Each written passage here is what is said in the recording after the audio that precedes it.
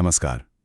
मध्य पूर्व और विशेष रूप से ईरान में चल रहे वर्तमान घटनाक्रमों के इस अत्यंत महत्वपूर्ण और तथ्य आधारित गहन विश्लेषण में सभी श्रोताओं का स्वागत है। जी, स्वागत है। आज 2 मार्च 2026 है। हमारे आज के इस विशेष बुलेटिन का जो शीर्षक है वो है post strike Iran, power vacuum, IRGC control या डिप्लोमैटिक रीसेट। ये कार्यक्रम पूरी तरह से शांत, प्रोफेशनल और बिना किसी सनसनी या पक्षपात के केवल प्रामाणिक सूचनाओं पर आधारित है। बिल्कुल। और इस गहन विश्लेषण को प्रोवेव AI द्वारा प्रायोजित किया गया है। इसका निर्माण स्टाइलो न्यूज़ द्वारा किया गया है। स्टाइलो न्यूज़ एक अत्याधुनिक AI संचालित न्यूज़ एप्लीकेशन है। स्पष्ट करना आवश्यक है कि स्टाइलो न्यूज़ असल में स्टाइलो इंटेल ऑप्स सॉफ्टवेयर का एक उपभोक्ता संस्करण है। जी। और स्टाइलो इंटेल ऑप्स को मुख्य रूप से सरकारों, सेनाओं और बड़े व्यावसायिक घरानों के रणनीतिक संचालन के लिए डिज़ाइन किया गया है। इसका सीधा अर्थ ये है कि अब आम श्रोताओं के पास भी उस विशिष्ट तकनीक तक अनूठी पहुंच है जिसे वैश्विक निर्णय निर्माताओं की सहायता के लिए बनाया गया है। सही कहा। आज के इस गहन विश्लेषण का मुख्य उद्देश्य पिछले 2 हफ्तों के राजनीतिक और सैन्य घटनाक्रमों के पैटर्न को समझना है। 250 से अधिक news outlets, social media platforms और अन्य स्रोतों से प्राप्त डेटा का उपयोग करके वर्तमान स्थिति और इसके प्रभावों का एक निष्पक्ष आकलन प्रस्तुत किया जाएगा। तो इस तनाव की पृष्ठभूमि को समझने के लिए थोड़ा पीछे, यानी फरवरी के मध्य में जाना होगा। ईरान की इस्लामिक रिवोल्यूशनरी गार्ड कॉर्प्स यानी IRGC की नौसेना ने हॉर्मोज जल डमरू मध्य में बड़े पैमाने पर युद्धाभ्यास किया। Strait of Hormuz. जी, स्ट्रेट ऑफ हॉर्मोज। इसी दौरान इस महत्वपूर्ण समुद्री मार्ग को बंद करने की चेतावनी भी दी गई। इसके ठीक समानांतर यूरोपीय संघ ने IRGC को आधिकारिक तौर पर एक आतंकवादी संगठन घोषित कर दिया। और कूटनीतिक मोर्चे पर भी स्थितियां लगातार बिगड़ रही थी। जेनेवा में ओमान की मध्यस्थता में अमेरिका और ईरान के बीच अप्रत्यक्ष परमाणु वार्ता चल रही थी, जो पूरी तरह विफल हो गई। इस विफलता का जो मुख्य कारण था वो ये कि अमेरिका ईरान के परमाणु कार्यक्रम के पूर्ण निरस्त्रीकरण की मांग कर रहा था, जो ईरानी नेतृत्व को बिल्कुल स्वीकार्य नहीं था। जी। और इन कूटनीतिक रास्तों के बंद होते ही सैन्य गतिविधियां अचानक तेज हो गई। सैन्य तैनाती के आंकड़े इस बात की स्पष्ट गवाही देते हैं कि कुछ बहुत बड़ा होने वाला था। जनवरी से लेकर अब तक, मतलब उस समय तक, अमेरिका ने क्षेत्र में 310 से अधिक सैन्य उड़ानें भरी। जॉर्डन में मुफफ्फक अल-सल्ती एयर बेस पर 119 रिफ्यूलिंग टैंकर तैनात किए गए। 119 टैंकर, जो कि एक बहुत बड़ी संख्या है। बिल्कुल। इजराइल में पहली बार उन्नत F-22 लड़ाकू विमान पहुंचे और पूर्वी भूमध्य सागर में 2 अमेरिकी विमान वाहक पोत USS गेराल्ड R. फोर्ड और USS अब्राहम लिंकन तैनात किए गए। इसके जवाब में ईरान ने भी अपनी सीमाओं पर रडार सिस्टम सक्रिय कर दिए और इराक सीमा के पास सय्याद 3G जैसी उन्नत लंबी दूरी की मिसाइलें तैनात कर दी। और फिर 28 फरवरी 2026 को ऑपरेशन एपिक फ्यूरी की शुरुआत हुई। अमेरिका और इजराइल द्वारा केवल 12 घंटों के भीतर लगभग 900 समन्वित हवाई और ड्रोन हमले किए गए। इन हमलों का लक्ष्य ईरान का सैन्य ढांचा, साइबर संपत्तियां और परमाणु बुनियादी ढांचा था। जी, और सबसे निर्णायक घटनाक्रम ये रहा कि इन हमलों में ईरान के सर्वोच्च नेता अयातुल्ला अली खामेनेई और कई शीर्ष सुरक्षा अधिकारियों की मृत्यु हो गई। इसके जवाब में तुरंत बाद ही IRGC ने पूरे क्षेत्र में मौजूद इजरायली और अमेरिकी सैन्य ठिकानों पर मिसाइल और ड्रोन हमले किए।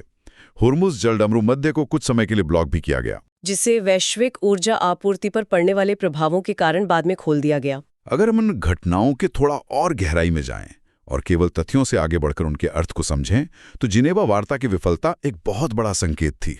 अमेरिका का पूर्ण निरस्त्रीकरण मांगना और ईरान का उसे खारिज करना ये दर्शाता है कि दोनों पक्ष किसी भी मध्य मार्ग के लिए तैयार नहीं थे। लेकिन ये जो सैन्य तैनाती हुई, विशेषकर इजराइल में F-22 विमानों का पहुंचना, ये केवल शक्ति प्रदर्शन नहीं था। ये एक बहुत ही सटीक अवलोकन है।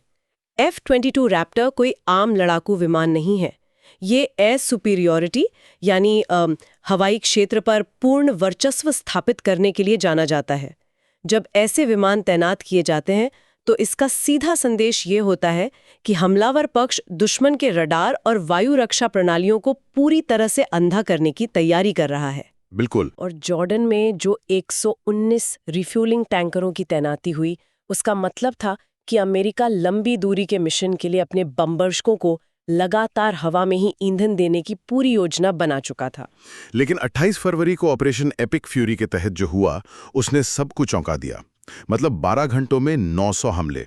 इन हमलों ने केवल सैन्य अड्डों को ही नहीं, बल्कि साइबर संपत्तियों को भी निशाना बनाया। इसका मतलब है कि उन्होंने ईरान की संवाद करने और पलटवार करने की तकनीकी क्षमता को ही पंगु बनाने की कोशिश की। और सबसे बड़ी बात, अयातुल्ला अली खामेनी की मृत्यु। सही कहा।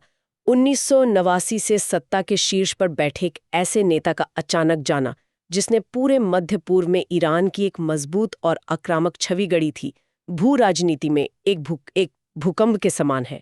IRGC ने इसके बाद तुरंत जवाबी हमले किए और होर्मुज जल डमरू मध्य को कुछ समय के लिए बंद भी किया, लेकिन इसे जल्द ही खोल दिया गया। होर्मुज को वापस खोलना एक मजबूरी भी लगती है, क्योंकि ईरान की अपनी अर्थव्यवस्था भी उसी मार्ग से होने वाले तेल निर्यात पर टिकी है। उसे लंबे समय तक बंद रखना आर्थिक आत्महत्या के समान होता है। अब अगर हम इसके स्थानीय और राष्ट्रीय प्रभावों की बात करें, तो ईरान के भीतर हालात बेहद जटिल हो गए हैं। जी। खामेनेई की मृत्यु के बाद वहां सत्ता का एक बहुत बड़ा खालीपन, जिसे हम पावर वैक्यूम कहते हैं, वो पैदा हो गया है। सत्ता चलाने के लिए राष्ट्रपति और न्यायपालिका प्रमुखों को मिलाकर एक टेम्परेरी गवर्निंग काउंसिल यानी स्थायी शासन परिषद का गठन किया गया है। और इसके साथ ही देश में 40 दिनों के राष्ट्रीय शोक की घोषणा की गई है। लेकिन जमीनी हकीकत केवल शोक तक सीमित नहीं है। देश के भीतर शासन के खिलाफ पहले से ही बड़े पैमाने पर विरोध प्रदर्शन चल रहे थे। जी, जिन्हें सोशल मीडिया पर ईरान रिवॉल्यूशन 2026 हैशटैग के साथ देखा जा सकता है। बिल्कुल। अब इन बाहरी हमलों और सर्वोच्च नेता की मृत्यु ने इस आंतरिक असंतोष को एक नई ऊर्जा दे दी है। इन विरोध प्रदर्शनों के अलावा एमी के जैसे विपक्षी समूहों ने भी शासन के ठिकानों पर हमले तेज कर दिए हैं। यहाँ श्रोताओं की जानकारी के लिए ये स्पष्ट करना उपयोगी होगा कि एमी के यानी मुजाहिदीन खल्क ईरान का एक निर्वासित विपक्षी समूह है, जो दशकों से वर्तमान ईरानी सत्ता को उखाड़ फेंकने का प्रयास कर रहा है।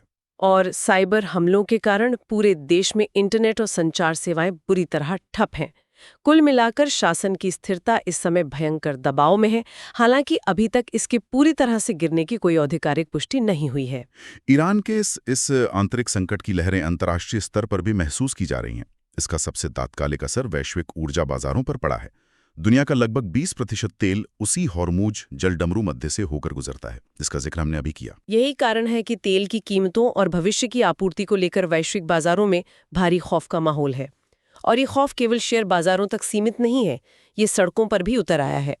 लंदन, न्यूयॉर्क, कराची, बगदाद और बर्लिन जैसे प्रमुख शहरों में बड़े पैमाने पर वैश्विक विरोध प्रदर्शन भड़क उठे हैं। लेकिन अमेरिका के भीतर होने वाले युद्ध विरोधी प्रदर्शनों के बारे में स्रोतों से जो डेटा मिला है, वो बेहद दिलचस्प है। ये एक बहुत ही महत्वपूर्ण बिंदु है। दक्षिण कैरोलिना और न्यूयॉर्क के टाइम स्क्वायर में हुए प्रदर्शनों की टाइमिंग बहुत कुछ कहती है। रिपोर्टों के अनुसार ये प्रदर्शन आधिकारिक राष्ट्रपति द्वारा हमलों की आधिकारिक घोषणा किए जाने से कुछ मिनट पहले ही शुरू हो गए थे। यह तथ्य इस ओर इशारा करता है कि शायद यह एक पूर्व नियोजित सूचना युद्ध का हिस्सा था। कुछ दावों में यहाँ तक कहा गया है कि इन प्रदर्शनों को नेविल रॉय सिंघम जैसे चीनी अरबपतियों द्वारा वित्तपोषित संगठनों से मदद मिली है। जी, और इससे कूटनीतिक हलचल का बढ़ना स्वाभाविक है। भारत के प्रधानमंत्री नरेंद्र मोदी ने इन क्षेत्रीय सुरक्षा चिंताओं के बीच इजराइल की यात्रा की है, जो भारत की कूटनीतिक प्राथमिकताओं को दर्शाता है। वहीं पाकिस्तान में भी सीमाओं की सुरक्षा और इस नए भू राजनीतिक समीकरण में अपना संतुलन बनाए रखने के लिए लगातार बैठकें हो रही हैं। आगे बढ़ने से पहले यह स्पष्ट करना आवश्यक है कि इस स्थिति को लेकर वैश्विक स्तर पर वामपंथी और दक्षिणपंथी दोनों विचारधाराओं के अपने अपने तर्क और दृष्टिकोण हैं। इस विश्लेषण का उद्देश्य किसी एक राजनीतिक दल, विचारधारा या पक्ष को सही या गलत ठहराना बिल्कुल नहीं है। बिल्कुल नहीं। बल्कि उस डेटा और दावों को निष्पक्ष रूप से सामने रखना है जो 28 फरवरी के हमलों के बाद विभिन्न स्रोतों में दिए गए हैं, ताकि स्थिति की पूरी तस्वीर स्पष्ट हो सके। इसी निष्पक्षता के साथ अगर हम प्रमुख निर्णय निर्माताओं के दृष्टिकोण को देखें, तो अमेरिका और इजराइल का रुख बिल्कुल आक्रामक रहा है। अमेरिका में राष्ट्रपति डोनाल्ड ट्रंप की नीति मैक्सिमम प्रेशर यानी अधिकतम दबाव की रही है। उनके प्रशासन का तर्क है कि ईरान का परमाणु कार्यक्रम एक वैश्विक खतरा बन चुका था और उसके द्वारा मध्य पूर्व में चलाए जा रहे प्रॉक्सी युद्धों को समाप्त करने के लिए ये एक न्यायसंगत और ज़रूरी कदम था। अमेरिका ने साफ कर दिया है कि अगर ईरान आगे कोई भी जवाबी कार्रवाई करता है तो उसे और भी भयंकर परिणाम भुगतने होंगे। इजराइल का दृष्टिकोण भी इसी दिशा में है, लेकिन उनकी प्राथमिकता उनके अपने अस्तित्व की रक्षा है। इजराइल ईरान और हमास या हिजबुल्लाह जैसे उसके समर्थित गुटों को अपनी राष्ट्रीय सुरक्षा के लिए सबसे बड़ा खतरा मानता है। भले ही संयुक्त राष्ट्र ने गाजा में शासन चलाने के लिए एक बोर्ड ऑफ पीस का गठन किया हो, लेकिन इजराइल का स्पष्ट मानना है कि जब तक उनकी सीमाओं पर खतरा मंडरा रहा है तब तक वे किसी भी अंतर्राष्ट्रीय दबाव से ऊपर अपनी सुरक्षा को ही रखेंगे। इसके विपरीत ईरान का दृष्टिकोण पूरी तरह से अलग है। ईरानी नेतृत्व इन हमलों को अपनी संप्रभुता पर एक खुला प्रहार मानता है। उनका तात्कालिक लक्ष्य अब किसी भी तरह से वर्तमान शासन का अस्तित्व बचाना यानी रेजीम कॉन्टिन्यूटी है। लेकिन बदले की भावना भी स्पष्ट है और इसके लिए वे सीधे युद्ध के बजाय एसिमेट्रिक वॉरफेयर यानी असम्मित युद्ध की रणनीति अपना रहे हैं। असम्मित युद्ध का सीधा सा अर्थ है कि जब दो दुश्मन ताकतों की सैन्य क्षमता में बहुत बड़ा अंतर हो तो कमजोर पक्ष आमने सामने की जंग लड़ने के बजाय अछद्म युद्ध या प्रॉक्सीज का सहारा लेता है। ईरान का मुख्य उद्देश्य लेबनान में हिजबुल्लाह और यमन में हूती विद्रोहियों जैसे अपने सहयोगी गुटों के माध्यम से अमेरिका और इजराइल पर लगातार दबाव बनाना और हमले करवाना है। अंतर्राष्ट्रीय समुदाय, विशेषकर रूस और चीन ने अमेरिका और इजराइल की इस कार्रवाई की कड़ी निंदा की है। उनका तर्क है कि ये कूटनीति के साथ विश्वासघात है। वहीं संयुक्त राष्ट्र और यूरोपीय संघ ने सभी पक्षों से अत्यंत संयम बरतने की अपील की है ताकि ये तनाव पूरे मध्य पूर्व को अपनी चपेट में ना ले ले। और सोशल मीडिया और 250 से अधिक न्यूज़ स्रोतों के सेंटिमेंट एनालिसिस से ये बात सामने आती है कि जनमत भी बुरी तरह बटा हुआ है। एक्स, जिसे पहले ट्विटर कहा जाता था, और अन्य मंचों पर एक वर्ग ऐसा है जो इन हमलों को ईरान के परमाणु खतरे को रोकने के लिए एक निर्णायक और ज़रूरी कदम मान रहा है। लेकिन दूसरी तरफ एक बहुत बड़ा वर्ग युद्ध के फैलने, भारी मानवीय संकट पैदा होने और वैश्विक ऊर्जा आपूर्ति के ठप होने की चिंताओं को लेकर डरा हुआ है। हालांकि इन मतभेदों के बीच एक ब्रॉड कॉमन व्यू पॉइंट यानी व्यापक सहमति ये जरूर दिखती है कि दुनिया एक पूर्णकालिक युद्ध नहीं चाहती और कूटनीतिक समाधान की सख्त आवश्यकता है। तो अब सबसे अहम सवाल यही उठता है कि आगे क्या होने की संभावना है। स्टाइलो न्यूज़ के लोकेशन, AI बॉट के डेटा और पैटर्न के आधार पर कुछ बहुत ही स्पष्ट भविष्यवाणियां सामने आ रही हैं। जी। सबसे पहली और बड़ी गतिविधि ईरान के नेतृत्व को लेकर होने वाली है। ईरान की असेंबली ऑफ एक्सपर्ट्स यानी विशेषज्ञों की सभा जल्द ही एक महत्वपूर्ण बैठक करने जा रही है, जिसका उद्देश्य नया सर्वोच्च नेता चुनना है। ये निर्णय केवल एक चेहरे का बदलाव नहीं होगा, बल्कि यह तय करेगा कि ईरान का वर्तमान शासन इस भयंकर संकट के बीच अपनी पकड़ बनाए रख पाता है या नहीं। इसके साथ ही कूटनीतिक स्तर पर भी एक आखिरी प्रयास देखा जा सकता है। ऑस्ट्रिया की राजधानी वियना में परमाणु वार्ता का चौथा दौर प्रस्तावित है। विशेषज्ञों का मानना है कि यह बैठक इस बड़े युद्ध को रोकने का शायद आखिरी कूटनीतिक रास्ता यानी डिप्लोमैटिक ऑफ रैंप साबित हो सकती है। लेकिन जमीनी स्तर पर हिंसा के रुकने के आसार कम ही दिखते हैं। प्रॉक्सी समूहों की गतिविधियों को लेकर जो संभावनाएं जताई जा रही हैं वे चिंताजनक हैं। आने वाले कुछ ही दिनों में लेबनान से हिजबुल्लाह और यमन से हूती विद्रोहियों द्वारा अमेरिकी और इजरायली ठिकानों पर बड़े पैमाने पर हमले तेज होने की प्रबल आशंका है। कुल मिलाकर आने वाले कुछ हफ्ते इस क्षेत्र के इतिहास के सबसे अस्थिर और निर्णायक हफ्ते होने वाले हैं। अच्छा, विश्लेषण के इस हिस्से के बाद चलिए अब थोड़ा अपने प्राकृतिक और दोस्ताना अंदाज में आते हैं और उस कमाल की तकनीक के बारे में बात करते हैं जिसने इस विशाल और जटिल डेटा को इतनी आसानी से समझने में हमारी मदद की है। स्टाइलो न्यूज़ कोई सामान्य समाचार वेबसाइट नहीं है। हाँ, बिल्कुल। ये एक मोबाइल और कंप्यूटर ऐप है जिसे कोई भी बहुत आसानी से डाउनलोड कर सकता है। ये ऐप दुनिया भर के सैकड़ों पारंपरिक न्यूज़ स्रोतों और एक्स जैसे सोशल मीडिया प्लेटफॉर्म से सीधे जानकारी इकट्ठा करता है और व्यक्तिगत इंटेलिजेंस स्टाइल ब्रीफ तैयार करता है। और यदि किसी के मन में ये सवाल आए कि ये तकनीक इतनी सटीकता से कैसे काम करती है, तो इसका जवाब है बहुत ही एडवांस्ड AI तकनीक है। स्टाइलो न्यूज़ में RAG यानी रिट्रीवल ऑगमेंटेड जनरेशन और वेक्टर सर्च जैसी तकनीकों का उपयोग किया गया है। बिल्कुल। और इसके माध्यम से उपयोगकर्ता किसी भी जटिल विषय पर सीधे सवाल पूछ सकते हैं और एआई हवा में जवाब बनाने के बजाय सीधे प्रमाणित स्रोतों के लिंक के साथ सटीक जानकारी प्रदान करता है। साथ ही ये 20 से अधिक भाषाओं में अनुवाद करने में भी सक्षम है, जो कि बहुत बड़ी बात है। तो जो जानकारी पहले सिर्फ खुफिया एजेंसियों या निर्णय निर्माताओं की फाइलों तक सीमित रहती थी, वो अब इस ऐप के माध्यम से हर उस व्यक्ति के लिए उपलब्ध है जो वैश्विक मामलों को गहराई से समझना चाहता है। जो भी श्रोता अपनी मांग के अनुसार ऑन डिमांड एआई संचालित खबरें तुरंत प्राप्त करना चाहते हैं, वे www.stylonews.com पर जाकर इसे सब्सक्राइब कर सकते हैं। पहलुओं को समझने में मदद मिली होगी।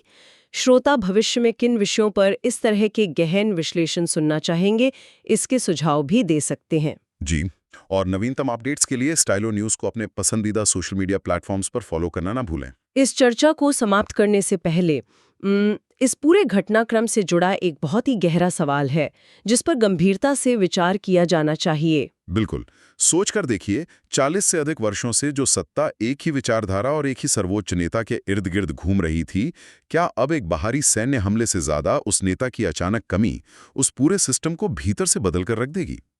क्या असली बदलाव इस बाहरी प्रहार से आएगा या उस खाली कुर्सी से? यह एक ऐसा विचार है जिससे आने वाला समय ही स्पष्ट करेगा। इसी विचार के साथ आज के इस गहन विश्लेषण से विदा लेते हैं। धन्यवाद। धन्यवाद।